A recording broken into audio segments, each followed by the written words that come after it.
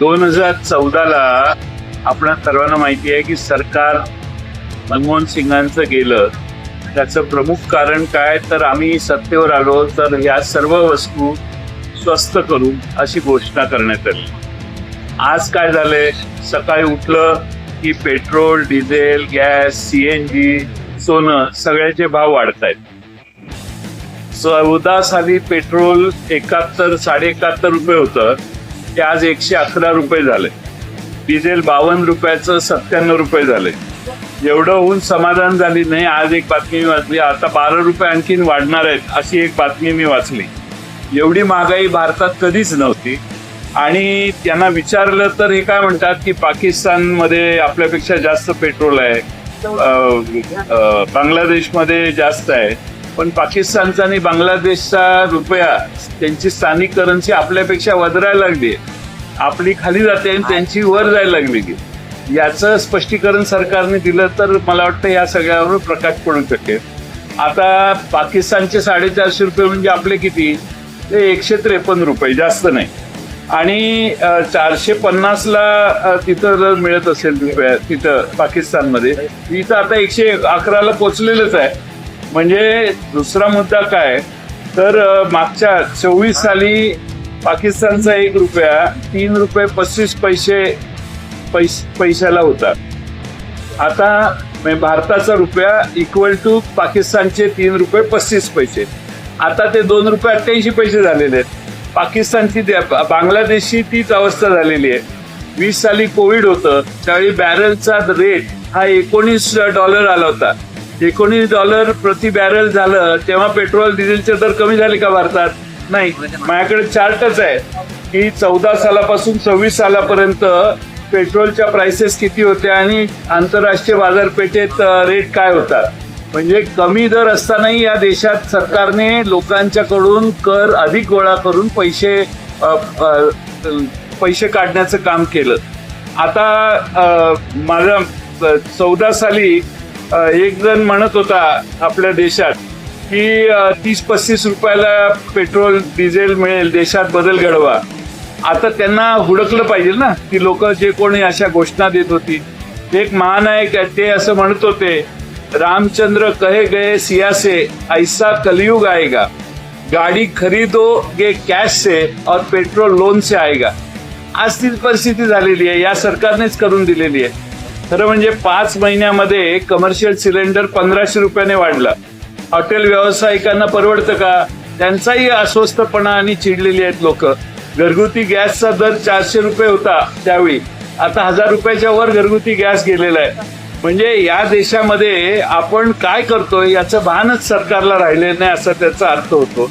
देशातल्या सामान्य जनतेला अडचणीतनं बाहेर काढणारं सरकार बघायचं असेल तर ते मनमोहन सिंगांच्या काळात आपण बघितलं. मनमोहन सिंगांनी 2008ला संकट आलं त्यावेळी अनेक उपाययोजना केल्या आणि भारतातल्या जनतेला त्याची कोशिश लागू दिली नाही. आता आंतरराष्ट्रीय बाजारपेठ, तेव्हाही आंतरराष्ट्रीय बाजारपेठेत परिस्थिती गंभीर होती, आजही गंभीर झाली आहे. पण हे सरकार त्या सगळ्याची जबाबदारी आणि त्याचा सगळ्याचा चटका सामान्य जनतेला देत आहे. UPAच्या काळात इथेनॉल कमी घालत होतो, आता इथेनॉलही घालायला लागलोय. त्यामुळे तुम्हाला दर कमी करायला काही अडचण राहील असं मला वाटत नाही. पण खरा प्रश्न असा आहे की या देशानं 225 लाख कोटी रुपयापर्यंत कर्ज काढले आणि विदेशी बँकातनं घेतलेलं कर्ज परतफेडीची जबाबदारी आहे. आणि म्हणून लोकांच्याकडून पैसे वसूल करण्यासाठी हे कर सतत वाढवण्याचं काम हे सरकार करते. मी परवा सरकारला, महाराष्ट्र सरकारला विनंती केली की तुम्ही तुमचे कर सरचार्ज रद्द करा, 70-80 रुपयावर पेट्रोल डिझेल येईल, तुमचा कर कमी करा. पण महाराष्ट्र सरकार त्याच्यावर प्रतिक्रिया देत नाही. थोड्या दिवसांनी रुपयाची सेंचुरी होईल, त्यावेळी सेलिब्रेशनच करणं. आता जर मोर्चा काढल्यावर अटक होत असेल, मोर्चा काढल्यावर थांबवलं जात असेल मोर्चाला, तर मग आता 100 रुपये ज्यावेळी भारताच्या रुपयाचे होतील त्यावेळी आम्ही सेलिब्रेशनचा कार्यक्रम करू, तेव्हा तरी अटक होणार नाही, कारण आम्ही सेलिब्रेट करतोय 100 रुपया ज्यावेळी सरकार रुपया पोचेल त्यावेळी. ब्लूमबर्गचा एक रिपोर्ट आहे, कालच माझ्या वाचण्यात आला. सरकारनं देशाचं सोनं विकलेलं आहे रुपयाचं अवमूल्यन थांबवण्यासाठी, अशी एक माझी माहिती आहे. सरकारने याचा खुलासा करावा आणि आता नवीन घोषणा द्यायला हरकत नाही.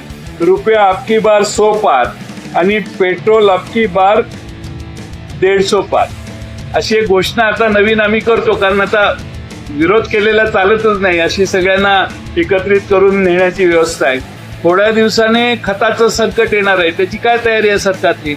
फर्टिलायझरचं शेतकऱ्यांच्यावर एवढं मोठं संकट येणार आहे, त्याचा परिणाम भारतातल्या शेतकऱ्यांच्या उत्पादनावर होणार आहे. आणि त्यामुळे सरकारने त्याच्याविषयी, फर्टिलायझरच्या शॉर्टेजच्या विषयी काय केलंय, त्याचं सरकारने काय मार्ग काढला का? आता तर तुम्हाला सांगतो, मेक इन इंडिया आपण एवढ्या जोरात सुरू केलं, व्हिएतनामचा एक्सपोर्ट भारतापेक्षा जास्त आहे. व्हिएतनाम छोटं देश आहे, त्याचा एक्सपोर्ट भारतातल्या एक्सपोर्टपेक्षा जास्त झालेला आहे. म्हणजे आपण मॅन्युफॅक्चरिंग मध्ये विश्वगुरू होऊ शकलो नाही 12 वर्षात. ही आपली सगळ्यांची कर्तव्यकारी आहे. आणि म्हणून 12 वर्षापूर्वी अच्छे दिन आनेवाला हा प्रवास आता बुरे दिन आनेवाले इथवर येऊन पोहोचलेला आहे असं मला वाटतं. आणि म्हणून सरन्यायाधीशांनी सांगितलेलं आहे की या देशातला जो आंदोलनकारी आहे, तरुण आहे, तरुणी आहेत, ते सगळे झुरळा समान आहे. आणि त्यामुळं आम्ही सगळे झुरळं इथं एकत्रित आलोय आणि मोर्चा काढायचा एक छोटासा प्रयत्न केला, तर आम्हाला इथं आणून ठेवलेला आहे. आणि म्हणून माझी आपणामार्फत महाराष्ट्रातल्या आणि देशातल्या जनतेला विनंती आहे, महागाईला सर्वांनीच सहन करायची गरज नाही. तुमचे खिशेत 20 आणि 30 हजार रुपयाच्या महिन्याचा पगार असणाऱ्या लोकांना तर माझं आव्हान आहे की आता आपल्या संसार चालवणं अशक्य झालेलं आहे आणि सरकार तर सतत आपल्यावर महागाई थोपवते. याचं प्रतिनिधित्व करण्यासाठी राष्ट्रवादी काँग्रेसनं आजचा मोर्चा काढला आणि तुम्हा सर्वांची, महाराष्ट्रातल्या जनतेची साथ या प्रश्नाविषयी आम्हाला मिळावी आणि महाराष्ट्रातल्या जनतेचे, सरकारचे डोळे, देशातल्या सरकारचे डोळे उघडावेत अशी आम्ही तुम्हाला सगळ्यांना विनंती करतो.